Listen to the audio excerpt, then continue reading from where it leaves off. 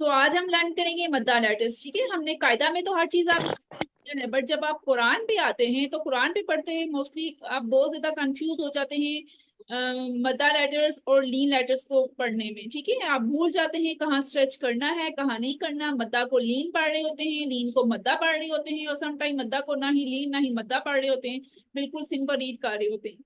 Okay, सो concentrate करना है आपने अच्छे तरीके से, ताकि आपके ये कंसेप्ट आपका क्लियर हो जाए। ओके, और आप बार बार आप कंफ्यूज नहीं हो पड़ते हुए। ओके, बिस्मिल्लाहिर्रहमानिर्रहीम। मेरी आवाज आ रही है सब स्टूडेंट्स को? Am I audible? जी। ओके। Yes ma'am. ओके, मद्दा लेटर्स कितने होते हैं? मद्दा लेटर्स 3 होते हैं। 3 मद्दा लेटर्स कौन से होते हैं? अलिफ अलिफ एंड या। ओके, अलिफ वाव या 3 मद्दा लेटर्स होते हैं।